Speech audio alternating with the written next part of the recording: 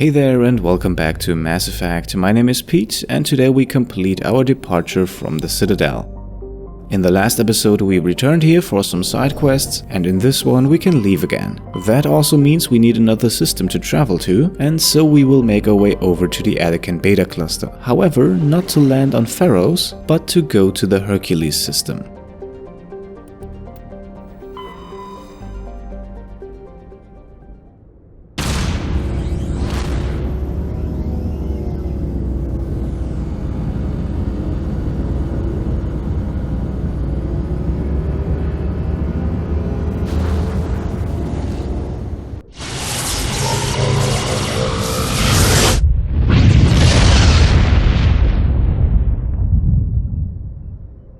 Message coming in.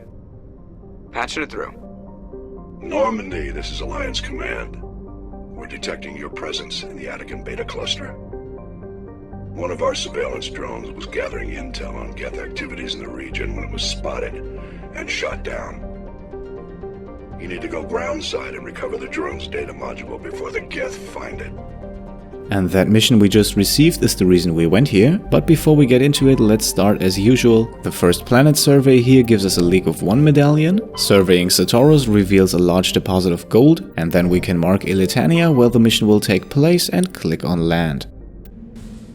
Now without spoiling too much, the enemies in this mission will largely be synthetics, so Tali is a no-brainer, and because of his additional biotic abilities, Caden gets the call before Garrus.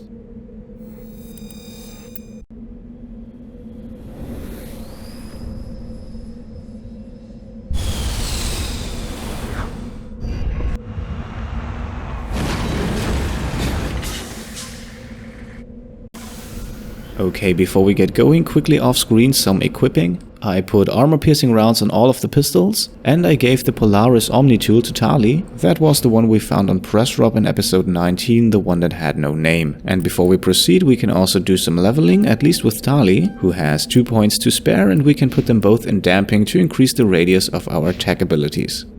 For Caden and Shepard, there are no points to spend. A quick look on the minimap shows us our first destination to the west here, so let's set the map marker and get going. And because seeing the Mako drive is not the most exciting thing, and additionally because Eletania is one of the most annoying planets to navigate, you know the drill, we will fast forward this bit.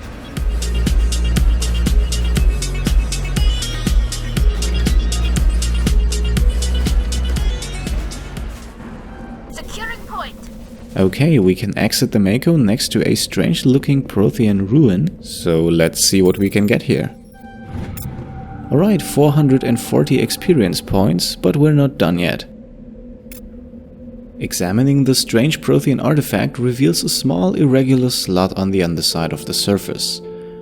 Remembering the strange trinket you received from the Asari Consort on the Citadel, you pull it out and place it into the slot. The ball explodes in a brilliant flash of white light, momentarily blinding and disorienting you. Slowly, your senses return as you wake from a deep sleep. You are alone in the forest, though you are not far from the caves you share with the others of your tribe. There is a pain and a small lump in the back of your skull, as if a chip of flint has been forced under the surface of the skin. Leaning on your bone-tipped spear for support, you rise to your feet. A sound draws your attention upwards, where a strange creature hovers high above you. It is unlike the birds you hunt by the lake's edge. It has no head and no wings, yet somehow it flies. It is a beast of shining silver, hanging motionless in the sky like a cloud. You sense it is watching you, studying you. Raising a hairy fist, you shake your spear at it in anger, and the creature rises up quickly until it disappears from view.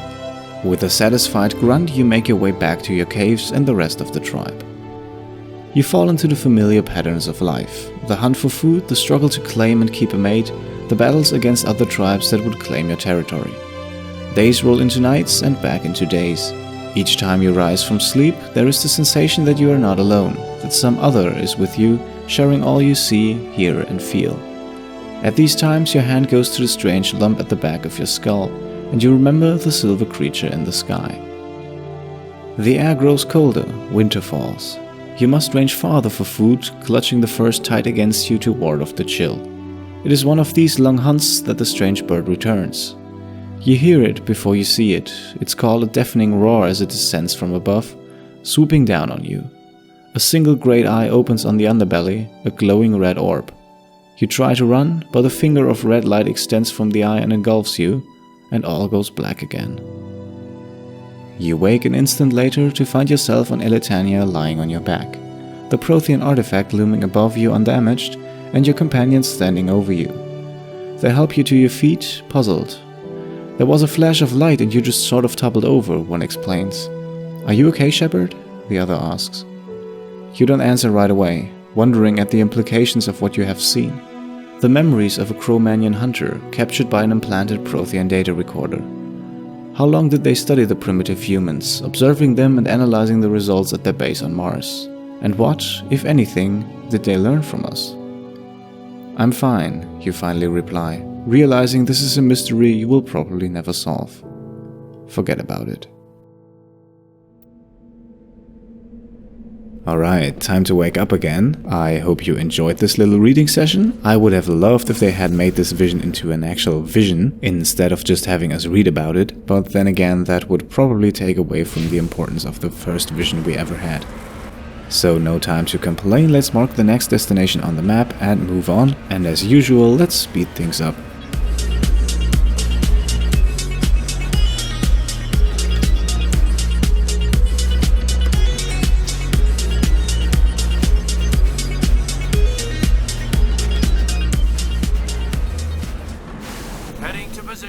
Okay, we have more or less safely made it to a palladium deposit. We can quickly survey that, grab some XP and also a nice amount of cash, and then we can consult the map again, mark the debris as our next destination, get back inside of the Mako, and let's roll.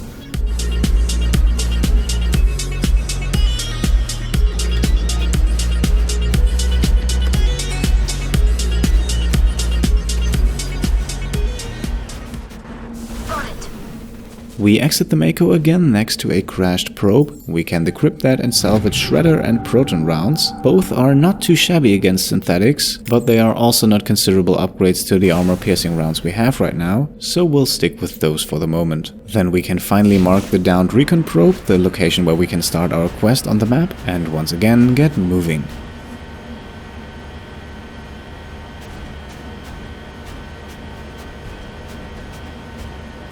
As you can see here, we are driving past the location marked on the map. That is because there is one more mineral deposit slightly behind it, so let's first go there, exit the Mako, and survey some gold. Alright, once again some experience points and some money, and now we can move the Mako over to the probe's crash site to get our little quest on Eletania started. Got it.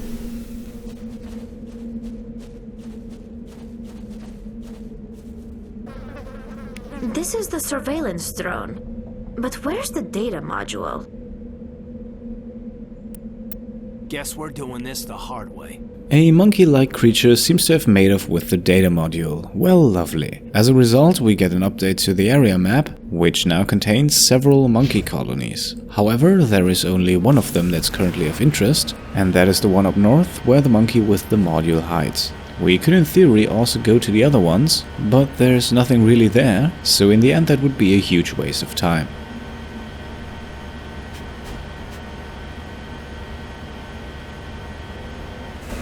Okay, we have now reached the monkey colony, and now we have the option to search the monkeys outside.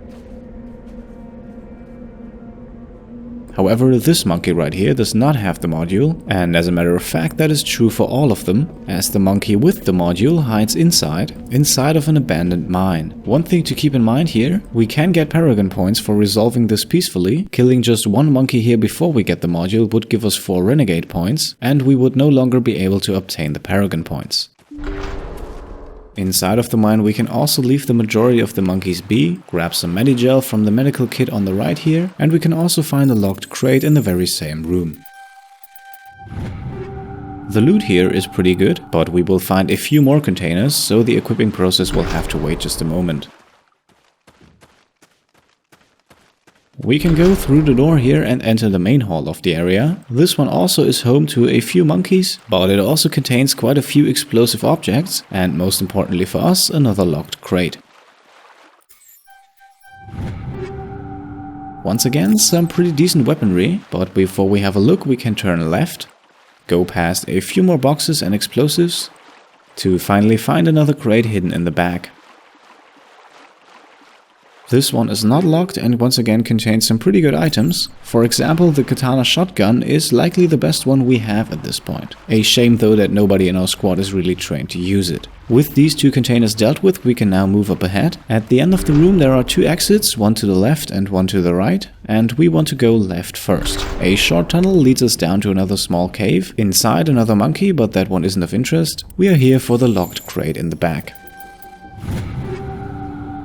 We can grab a pistol, a shotgun and some Turian armor, leave again, and then explore the room on the other side.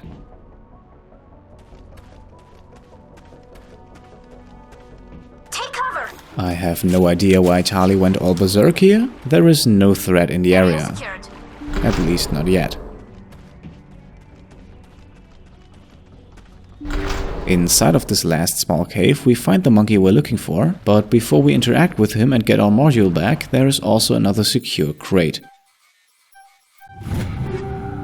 Once again, some pretty good loot, especially the Raikou 4 pistol looks extremely attractive for Shepard right now, and as a result of the few XP we get for unlocking the crate, we also leveled up. So for Shepard, let's put 2 points in Soldier to max that out. For our squad mates, starting with Caden here, you can see that above level 20 we only get 1 point per level up. That makes leveling up abilities quite hard, so it's always a good idea to grab the essential ones early. 1 point in Lift and we'll move on to Tali. We spent 2 points on Damping already when we landed, so it only makes sense to continue where we left off. And now the equipping part. With about 30 more points in damage for a total of 163, the Raikou 4 becomes the go-to weapon for Shepard, and improved sighting and armor-piercing rounds remain as upgrades. And now, back to the monkey. He dropped the data module! It's a miracle the data module's still intact. Joker can transmit this info to Alliance Command. We received 6 Paragon points and it almost looks like we have already completed the quest. While that is technically the case, we still need to get back out of here and we won't accomplish that without a fight. So we can tell Caden and Tali to stay put, open the door and retreat. A careful look on the minimap reveals that we're no longer alone, and setting up a choke point in the small tunnel in front of us is a good strategy for this fight. Then we only have to wait for the enemy to come to us, and that could take a few moments. Finally, some action!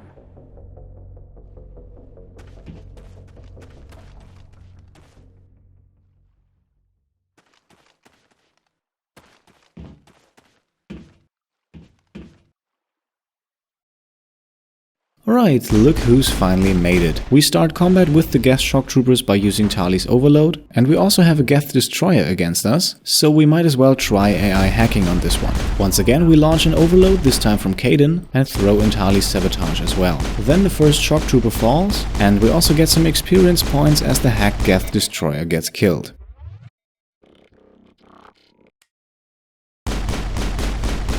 After the overheated pistol cools down, we get another kill, and since the cooldown on Tali's overload has already expired, let's use that on the next group of enemies. Another shock trooper falls and then we get visited by a destroyer. So sabotage and shield boost for Shepard it is, and then we can use our first bionic power and throw him around. A few more shots from the pistol and the destroyer is also dealt with. No more enemies in and around the tunnel, so let's bring the fight outside. We are now facing mostly snipers, who could potentially one-shot kill us, so staying in cover is vital. And it also provides us with opportunities like this, where we are placed so conveniently that the enemy lets himself get killed without any resistance. We can switch Caden and Tali back to the pistol, for some reason they've been using something else, then tell them to stay in cover, as we will profit greatly from their abilities, but only as long as they are alive. Then we can spot a group of Geth huddled around a cryo container, and overload not only gets rid of their shields but also makes the container blow up. Without the shields the Geth are pretty easily taken down, as these two just demonstrated. Case in point number 3. And that is the fourth and last enemy down. We also just collected a few more pistol kills, and because I forgot to mention that, in episode 19 on Press Rob, dealing with Major Kyle's followers, we actually managed to break the threshold of 150 pistol kills, to unlock the Pistol Expert achievement, and to increase our marksman duration by 25%. That means now would be a good time to make the slow transition to the assault rifle, as we already have so many points in that skill that the next somewhat solid assault rifle we find will probably trigger that switch. For now, we can leave the mine again, but keep the pistol equipped and then shoot a monkey. That was a little extreme, wasn't it? Remind me to stay on your good side, Commander. And receive 4 free renegade points that come with absolutely no strings attached. And that is all we can do on Eletania, so let's go back to the Normandy. Alright, welcome back to the Normandy. We have finished our business in the Hercules system and could now go to another place. However, I won't tell you where we're going next just yet. We once again have the opportunity to talk to our crew for a bit, and just like last time, let's start with Joker. Commander, something you need? And let's learn a bit more about his personal history. How'd you end up joining the Alliance? Look, if you're looking for an inspirational tale of the crippled kid overcoming impossible odds, you're gonna be disappointed. My mother was a civilian contractor working for the Alliance. I basically grew up on the Arcturus station back when they were building up the fleets. Spend all that time around Alliance ships, there's a good chance you'll end up going to the Academy. And that's it already, and we can say goodbye. I have to go. Alright, see ya. That short monologue unlocked another codex entry, we get the appropriate XP for that, and we can now go back and see about the other squad mates. I will limit this to one more for this episode, mostly because I don't want to bore you with too much conversation, and because we can also make quite a significant decision in regards to our love interest. Will it be Ashley? Will it be Tali? I actually would like to know what you think, so feel free to leave a comment with your guess. Before we wrap this episode up, however, let's quickly chat with Caden. Anything you need, Commander? A quick report about the situation on board would be nice. Just trying to get a sense of where the crew's at. Thoughts? Well, they know about the stonewalling you've had from the Council. Well, I suppose they should. No need to keep things secret. They deserve to know what we're up against. They're on your side. They're pissed about the resistance we're getting, especially from our side. I'll have a better handle on all of it when my head stops hurting. Another L2 flare-up. Wouldn't a switch to the L3 implants make that go away? Ever thought about going back under the knife? Maybe get an upgrade? No thanks, Commander. One slip and you can't remember your own name. The L2s spike higher anyway. My abilities would drop with pain-free L3s. That'd be a cold day before I turn myself over to a kinetic subsidiary. Sounds like you have a bit of history with them. Got a story there, Olenko? You know the records about the biotic training out on Jump Zero? They're all classified, because the Alliance made mistakes. After first contact, Kinetics was set up to track Element Zero exposures and develop implants for humans. Once we had an embassy on the Citadel, Kinetics could bring in experts, instead of taking it slow. Experts? But none of the humans knew anything about it. The only experts would have to be aliens. Dead on. Turians, actually. That's why Kinetics kept it a secret. They were afraid of what people back home would think, asking the Turians for help when we just fought a war with them. They could have also chosen the Asari. Why didn't they do that? The Asari would have been more acceptable than the Turians. Yes, but the company didn't go through the Citadel. It would have made Earth look weak, so they discreetly hired some Turian mercenaries. And why not go on our own completely? Learn it without help from others. Is there some reason we couldn't learn it on our own? They didn't know where to start. Hell, it took a couple of years to even link biotics and Ezo. Forget trying to get the kids to move stuff. They had trouble just helping them not break their own limbs. And their choice of teachers didn't help much. Sounds like you made a few bad experiences. Get your knuckles rapped a few times, Lieutenant? Yeah, you could say that. Our instructor was a Turian by the name of Commander Vernus. A real hard-ass. He basically had a free pass to break us if it would turn out a decent biotic. Kind of spiraled from there, Commander. Well, from my viewpoint, your training was pretty successful. Well, you're a hell of a biotic, though. You must have done something right. Well, I got to where I am because I took initiative. Good or bad, I own that. Pretty much despite kinetics. Anyway, this is ancient stuff. I walked it off a long time ago. I should get back to my duties, Commander. We're here to make history, not rehash it. Alright, fair enough. We'll talk another time, Lieutenant. Commander?